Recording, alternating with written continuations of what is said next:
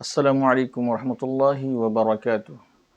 ناظرین، اکثر لوگ یہ پوچھتے رہتے ہیں شب برات کی نماز کے متعلق کہ شب برات کی نماز بتائیے، شب برات کی رات کون سی نماز پڑھیں۔ میں یہ بتا دوں کہ شب برات کے لیے کوئی مخصوص نماز نہیں ہے اور نہ ہی کوئی مخصوص عبادت ہے۔ شب برات کی جو فضیلتیں ہیں بعض روایات کے اندر علماء لکھتے ہیں وہ حدیث ضعیف ہیں، لیکن اس رات میں ہمیں کیا کرنا چاہیے؟ اگر آپ لوگ عبادت کرنا چاہتے ہیں تو جس طرح نوافل ہمیشہ پڑھتے ہیں اسی طرح نوافل پڑھ سکتے ہیں، قرآن کی تلاوت کر سکتے ہیں، دعا و اذکار کر سکتے ہیں، اور اگر آپ کے پاس ٹائم ہے تو آپ صلاۃ التسبیح نماز پڑھ سکتے ہیں، کیونکہ اس نماز کی بہت بڑی فضیلت ہے۔ حضور اکرم صلی اللہ علیہ وسلم خود اپنے چچا حضرت عباس بن عبد المطلب رضی اللہ تعالی عنہ سے اس نماز کے متعلق بتلایا۔ ابو داؤد شریف کی روایت کے اندر ہے کہ حضور اکرم صلی اللہ علیہ وسلم نے حضرت عباس رضی اللہ تعالی عنہ سے فرمایا، اے عباس، اے میرے چچا، ذرا غور سے سنیے گا، اس نماز پڑھنے کی کتنی بڑی فضیلت ہے۔ اے میرے چچا، کیا میں آپ کو عطا نہ کروں؟ کیا میں آپ کو عطا نہ کروں؟ کیا میں آپ کو بھلائی نہ پہنچاؤں؟ کیا میں آپ کو نہ دوں؟ کیا میں آپ کو 10 ایسی باتیں نہ بتلاؤں؟ جب آپ ان پر عمل کرنے لگے تو اللہ تعالی آپ کی اگلے پچھلے، نئے پرانے، جانے انجانے، چھوٹے بڑے، چھپے اور کھلے سارے گناہ معاف کر دے گا۔ اگر آپ اس نماز کو پڑھیں گے تو گویا کہ اللہ تعالیٰ اگلے پچھلے، نئے پرانے، چھوٹے بڑے تمام گناہوں کو معاف فرما دے گا۔ یہ کون کہہ رہے ہیں؟ حضور اکرم صلی اللہ علیہ وسلم اپنے چچا کو نصیحت کر رہے ہیں کہ اللہ تعالیٰ تمام گناہوں کو معاف کر دے گا۔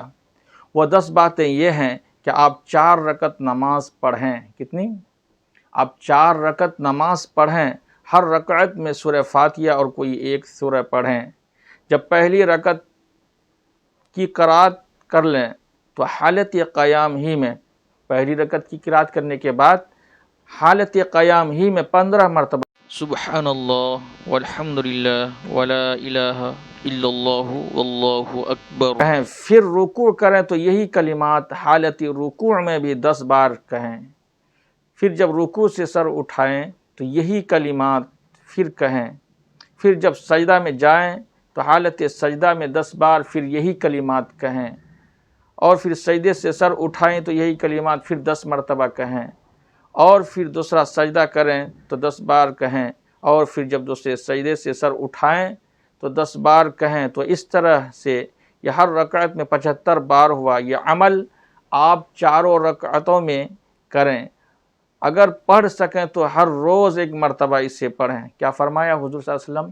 اگر آپ پڑھ سکتے ہیں تو ہر روز 1 مرتبہ کم سے کم پڑھ لیا کریں۔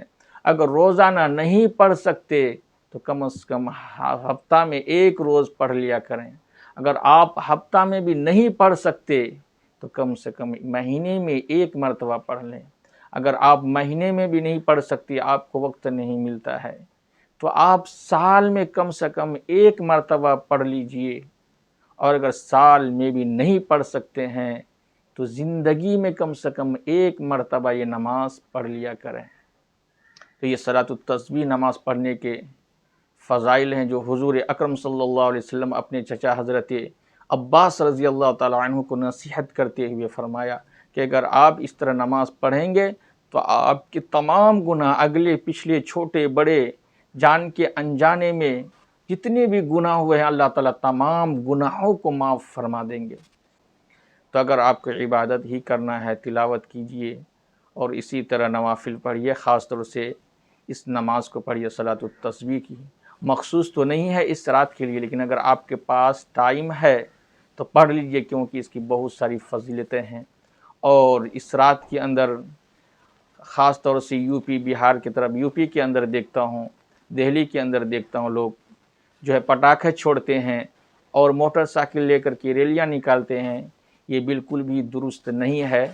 اور جو ہے اس رات کے اندر کوئی مخصوص عبادت بھی نہیں ہے۔ جیسے لوگ پوچھتے ہیں کوئی مخصوص نماز بتائیے، شب برات کی نماز کیسی پڑھنا چاہیے؟ کوئی مخصوص نماز نہیں ہے شب برات کے لیے۔ آپ کے پاس ٹائم ہے تو صلاۃ التسبیح پڑھیے، ذکر کیجیے، تلاوت کیجیے، اللہ سے توبہ مانگیے کہ اللہ ہم نے بہت سے گناہ کیے ہیں، ہمارے تمام گناہوں کو معاف فرما دیجیے، اور عزم کیجیے کہ انشاءاللہ اس سال کا جو روزہ آنے والا ہے، رمضان آنے والا، ماہ رمضان آنے والا ہے، اس سال ہم ایک بھی روزہ کو نہیں توڑیں گے، انشاءاللہ پورے مکمل مہینہ کا روزہ ہم سب رکھیں گے، یہ عہد کریں گے۔ اللہ تبارک و تعالی ہم سب کو اس نماز پڑھنے کی توفیق عطا فرمائے۔